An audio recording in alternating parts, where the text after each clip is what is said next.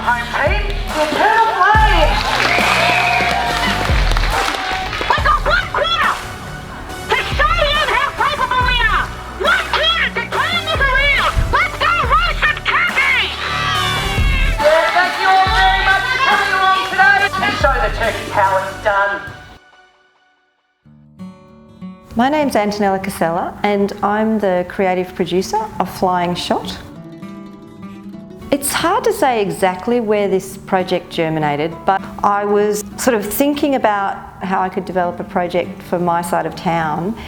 And I've got a long-standing relationship with the Women's Circus, and I was sort of thinking about how the Women's Circus is very close to the Western Bulldogs Oval. And then I started thinking about making a women's circus show about footy, and I wanted it to be really sort of acrobatically virtuosic, so I started thinking about it having a professional core ensemble.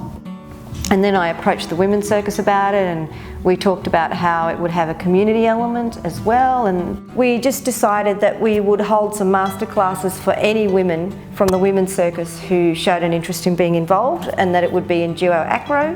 We could perform something not just outdoors at a festival, but actually perform it on footy ovals. So we started using that as a premise, that if we made a fabulous show, that one day it could even end up at the grand final as pre-show entertainment. So that was, our idea was to make a show for the audiences of football, for the community of football.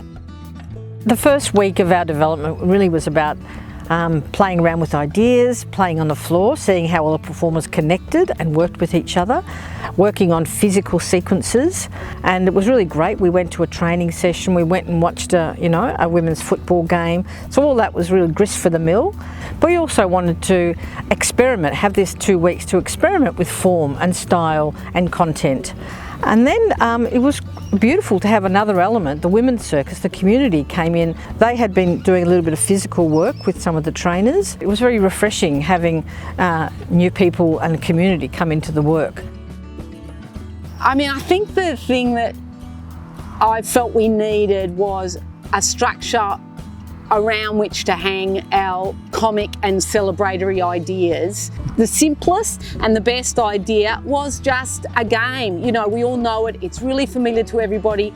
And then we had something from which we could go really anarchic and funny and silly and beautiful, show the beauty of women playing sport.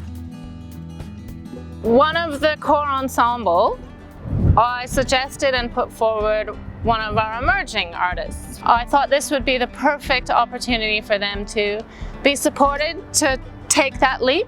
So I think both for our members to be involved in a professional project, but then to be able to sort of provide a professional pathway for someone in our pool of artists and trainers has been really vital as well. We did some training with the North Sunshine Football Club, and just that one afternoon of training, they were so welcoming. So we started to realise that there's this whole world of communities around Australia, you know, around their local AFL clubs. And I can see how we can support that community because they have already helped us make the work. We interviewed them about the AFL, we brought them to the showing. It had characters, it had circus, it had a lot of humour.